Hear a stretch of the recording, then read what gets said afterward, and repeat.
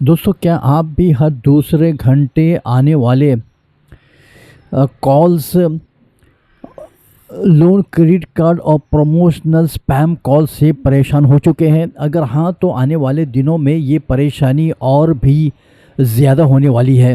Wednesday जुलाई 8 2026 को caller ID firm true collar ने India के टेलीकॉम रेगुलेटरी ऑफ इंडिया पर एक बहुत बड़ा और सीधा हमला बोला है। ट्रू कॉलर के सीईओ ने साफ कह दिया है कि टेलीकॉम रेगुलेटरी ऑफ इंडिया का एक नया कदम बिल्कुल मेक्स नो सेंस है।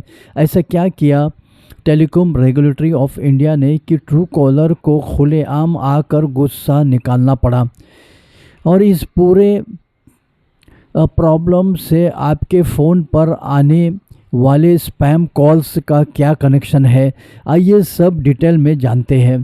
पहले पूरा मामला समझते हैं। कुछ महीना पहले टेलीकॉम रेगुलेटरी ऑफ इंडिया ने एक मैंडेट निकाला था, जिसके मुताबिक सभी प्रमोशनल कॉल्स को 140 सीरीज़ और बैंकिंग सर्विस कॉल्स को 1600 सीरीज़ के नंबर्स का इस्तेमाल करना ज़रूरी कर दिया गया, ताकि लोग समझ सकें कि कौन सा कॉल जेन्युइन है और कौन सा प्रमोशनल। लेकिन इसके साथ ही टेलीकॉम रेगुलेटरी ऑफ इंडिया ने एक और शर्त रखी। उन्होंने ट्रू कॉलर जैसे ऐप्स को कहा कि आप इन 140 और 1600 सीरीज़ वाले नंबर्स को वाइट लिस्ट करें, यानी इन्हें स्पैम या रेड अलर्ट के रूप में शो ना करें, चाहे सिटीज़न या जनता कितनी भी रिपोर्ट क्यों ना डाले। ट्रू कॉलर ने इस रूल को पहले तो फॉलो किया, लेकिन इसका नतीजा क्या निकला? इस वाइट लिस्टिंग की वजह से इन सीरीज़ से आने वाले स्पैम कॉल्स अचानक से स्काई रॉकेट कर गए, क्योंकि स्पैमर्स को समझ आ गया कि अब उन्हें कोई ब्लॉक या स्पैम टैग नहीं दिखा सकता। अब आते हैं वेडनेसडे की संगीन आर्गूमेंट पर। ट्रू कॉलर के सीईओ ने ऋषित झुंझुनवाला ने एक्स पर आकर खुलासा किया कि इस पूरे रूल की वजह से इंडिया में लगभग 51 मिलियन यानी 5 करोड़ 10 लाख कॉल्स दोनों सीरीज से हर एक दिन अनआंसर्ड जा रहे हैं, क्योंकि लोग का ट्रस्ट पूरी तरह से ट्रस्ट हो चुका है। उन्होंने कहा कि जनता रिपोर्ट कर रही है, पर ट्रू कॉलर का हाथ बंधा हुआ है। जब पानी सर से ऊपर निकल गया तो ट्रू कॉलर ने एक वर्क एनवायरनमेंट निकाला, फ्रीक्वेंटली ब्लॉक्ड बैज। अगर किसी नंबर को बहुत लोग ब्लॉक करते हैं तो ट्रू कॉलर वहाँ ये बैज दिखा देता है, भले ही वो वाइट लिस्टेड हो।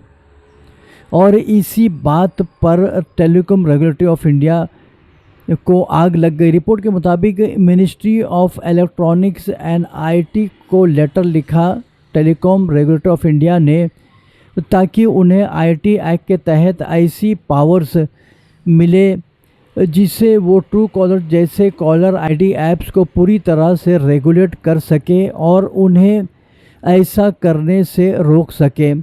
ट्रू कॉलर के सीईओ ने वार्निंग दी है कि अगर टेलीकॉम रेगुलेटरी ऑफ इंडिया ने इस तरह कॉल मैनेजमेंट ऐप्स को सेंसर करेगा और कम्युनिटी डेटा को छुपाएगा, तो इसका सबसे बड़ा नुकसान आम सिटीज़न को होगा, खासकर हमारे वल्नरेबल बुज़ुर्गों यानी एल्डरली लोग को, जो इजीली स्पैम्स का शिकार बन जाते हैं।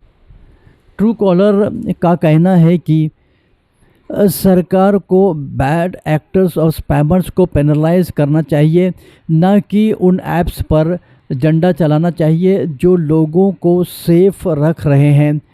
अगर ये रेगुलेशन आ गया तो स्पैमर्स के लिए पूरा इंडिया एक खुला प्लेग्राउंड बन जाएगा। दोस्तों, ये मामला अब एक बहुत बड़ी लीगल और जियोपॉलिटिकल फाइट्स बनता जा रहा है टेक प्लेटफॉर्म्स और गवर्नमेंट रेगुलेटरी के बीच। एक तरफ जनता या सिटीज़न की प्राइवेसी सेफ्टी का और दूसरी तरफ ऑफिशियल कमर्शियल कम्युनिकेशन। आपको क्या लगता है क्या टेलीकॉम रेगुलेटर ऑफ इंडिया को ट्रू कॉलर को रेगुलेट करना चाहिए या फिर ट्रू कॉलर को आज़ादी होनी चाहिए स्पैमर्स को एक्सपोज करने की? अपनी राय नीचे कमेंट सेक्शन में ज़रूर पोस्ट करें।